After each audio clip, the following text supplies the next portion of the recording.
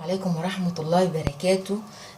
النهاردة هنعمل شوية ملوخية كده لحبايب قلبي اللي لسه مبتدئين يعملوا ملوخية. دي ملوخية خضرة طبعا.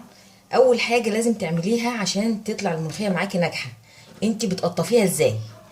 احنا بنيجي ناخد الوردة اللي فوق دي كده كاملة زي ما هي كده شابكة في بعضها، شايفين؟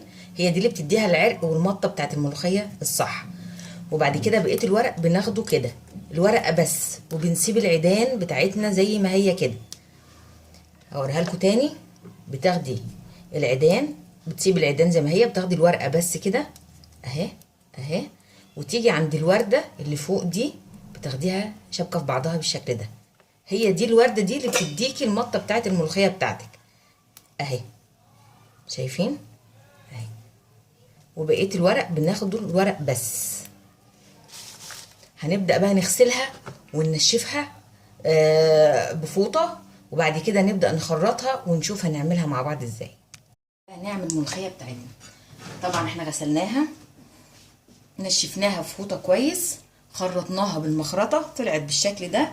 هنعمل ايه بقى؟ هنقول بسم الله. حطينا شوية شوربة، دي شوربة أنارب يا جماعة اللي انا عملتها معاكم.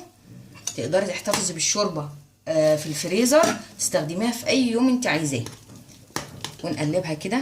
هوريكم بقى تركايه حلوه قوي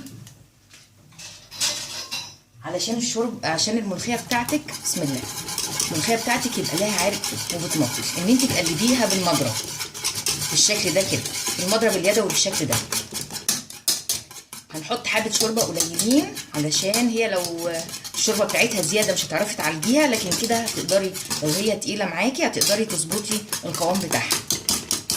تقلبيها بالمنظر ده كده اهي، المنظر ده كده. انا حاطه معلقتين سمنه على النار، دقيت التوم معاه كزبره وكمون مطحونين. دقيق التوم دقاه كويس قوي مع الكمون والكزبره المطحونين بالشكل ده كده.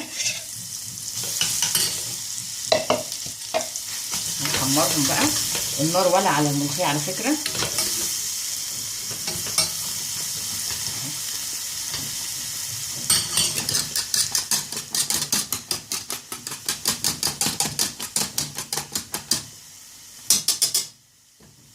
لو تقيله معايا هقدر اظبطها، لكن لو خفيفه يبقى انت كده مش هتعرفي تظبطيها. سهل قوي ان انت تظبطيها وهي تقيله عن ما تكون خفيفه معاكي.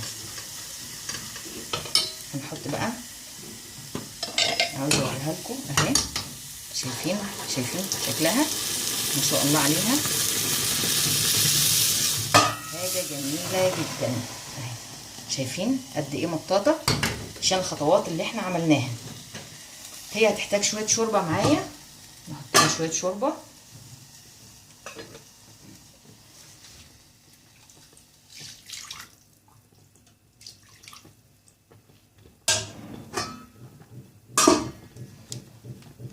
نحط لها شويه شوربه كده.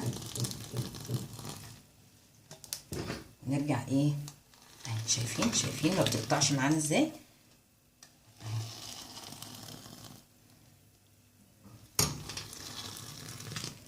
مش هتقطع عشان احنا عملنا الخطوات الصح بتاعتها من اول التقطيفه، ازاي قطفناها وقلبناها بالمضرب ازاي.